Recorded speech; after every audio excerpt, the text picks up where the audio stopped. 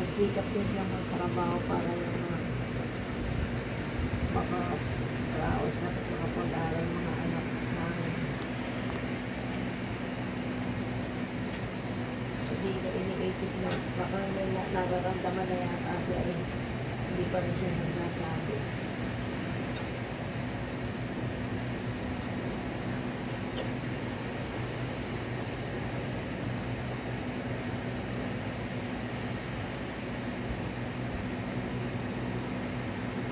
Maligaya na siya sa akin.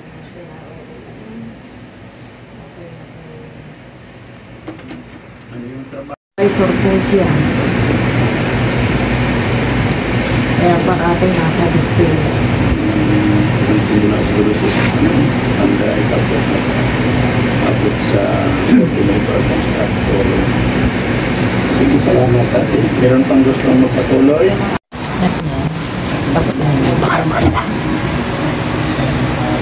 Hindi pa ako nag-umpisa. Nag-start mo. Sorry. First of all, since start ng Holy Pan Sunday yung ako muna na naasikaso sa tatay ko since yung wala pa. Yung pinapaliban ko muna yung mga lakad that time. Kasi nagbabantay ako kay mama. Yung hindi pa nagkakaganyan si papa na hindi pa nagkakaganyan sinasamahan ko muna si mama maglakad yun sa jowa. Yun ngayon naman yung kay papa ngayon ako nagbantay kahit sabay ko lang talagaan si mama at si papa. Yung kay papa kasi kung wala sila ate, sige, si mama, ako muna nakatoka dito. Yung kay papa, from time to time na nagtatawa, ginasigas na example, yung nag-release ako ng niya sa tuwing dumi, yung may diaper na papalit. Pero bago yan, nakatayo pa siya. Inakiramdaman ko. Biglang nadula sa side ng banyo yung aksidente na gusto yung shower ng banyo niya sa master's bedroom. Originally, doon tutulog sila mga papa, pero lang pa rin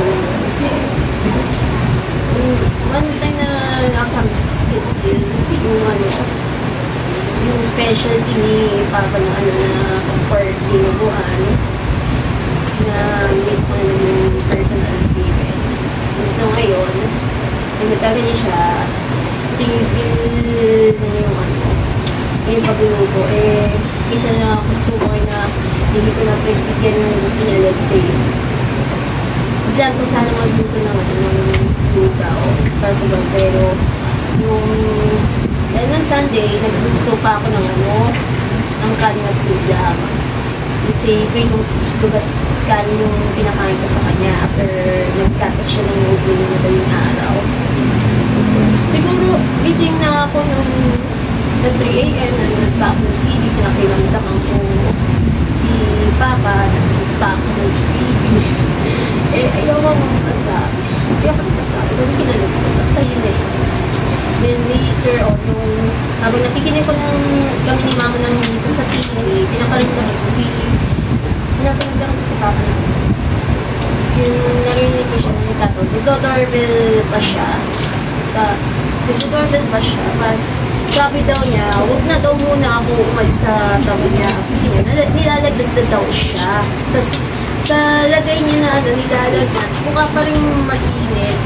Pinagtawangan ko sa kanya yung 3 layers of blanket. Isa na doon, yung favorite blanket ni Ma'am na galing kay Lola na isa na doon sa na-dispose. Tapos mamasahin ko pa siya sa pay, nananakit niya. Binasahin ko na yun, pero masakit pa rin. Kaya binasahin ko. Tapos tapos na yung misa sa TV, pumagsama ko sa bed. Before that, yung sinabi na muna ako umalis sa tabi niya. Kung ano na ginagawa ko para masave yung buhay niya. Masave yung buhay niya. Yung nilalagdag pinapala ko siya ng tapos sa yonan. Before that, ako tuloy bumili ng mga kailangan, say, diapers, baby wipes, and so on. Kaya bumili pa ako ng ulam para gaya ng tinola, yung manok. Yung pinakain ko sa kaya, pero ilang subo na, ayaw na niya. So, ako tuloy nakaubos ng pagkain, and then Mother's Day na po, nabalikan ko na dumating yung ate ko, kasi nung tapos na ako bumili ng lechong umano, para pakainin ko na si Papa, pero yun nga lang, hindi na siya nakagising, unresponsive na pala. Wrong timing kasi ako na. Tulog ang tao tayo. Pagalitan niyo ako kaya ako pumunta bukas sa pamilya si Craig. Okay po. So, sorry. Hindi ko nasunod yung gusto, pero thank you na lang sa lahat. Iniwan mo pala. Sige. Yun na lang po. Salamat. Gano'n naman siya sa hawsa. Binigay niya yung best niya. At yun lang po. Papasalamat kami sa kanya. Kasi lumaki kami naman. Tsaka natutuwa yun kung maraming tao. Di ba sinasangay naman na masaya? Yun po.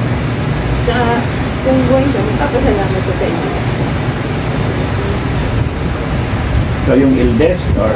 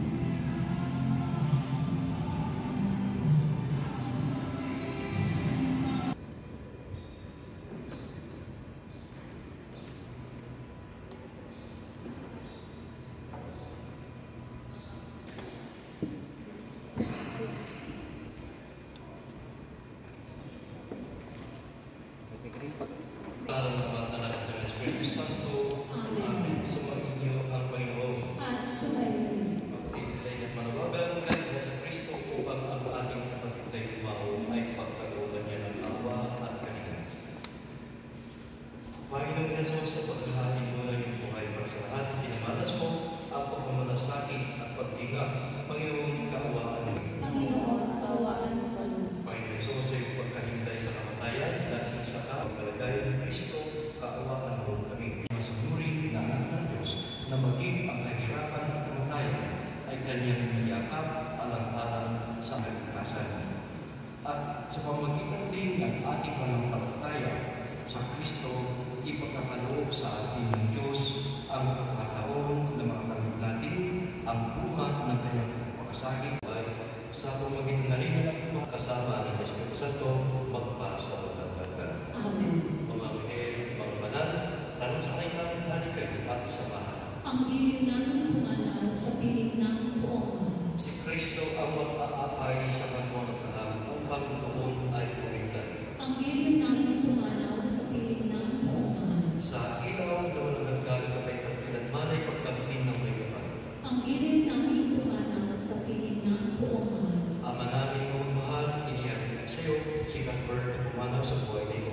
Huwag siyang buhayan at pamalakihin mo siyang buhay, di siya ipiling, para siyang magkawa pagiging katawan mo sana, ang kanyang pagkukulang at nagawang pagkakasala, dala ng kanyang kahinaan.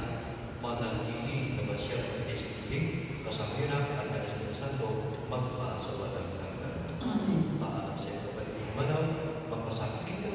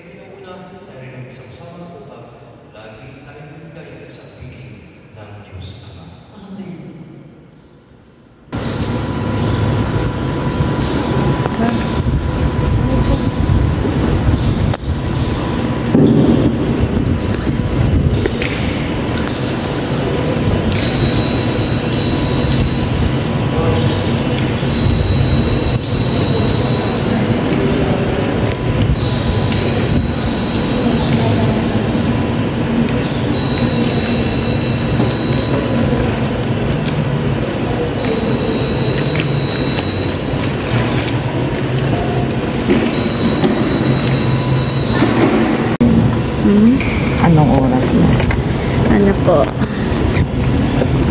Teka lang. 153.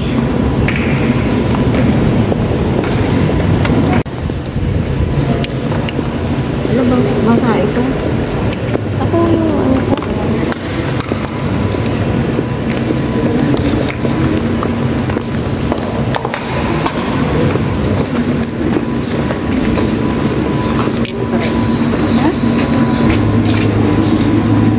Parang magdidepends ng thesis yun sa suit ni Criselda, Ate Tess. Ayan no, si Criselda naka postura. Parang magdidepends ng thesis. Sila magkapatid. Oh, Sexy. si Charing nang sexy.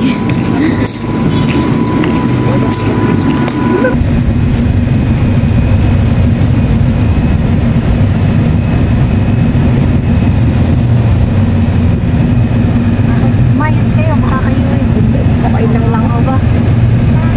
Yes. Eh, yung mama mo there.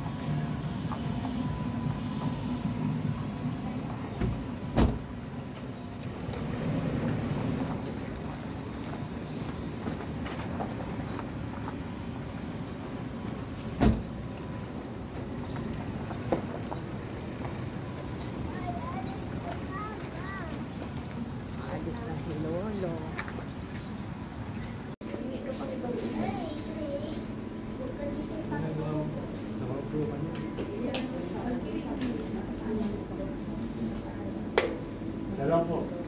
Dalang. Kasama ko, mag-aaral pa sa mga baboy dito.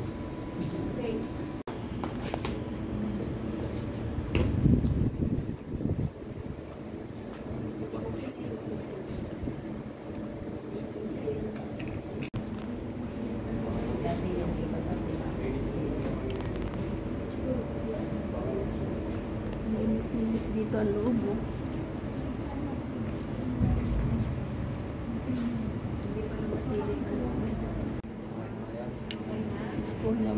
Ako na muna na picture.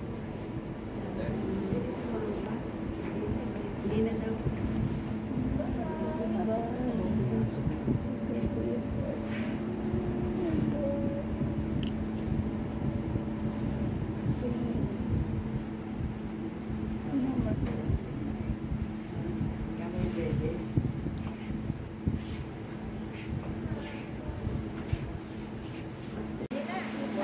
Lalaglag na yung pantalon ko. Parang daw.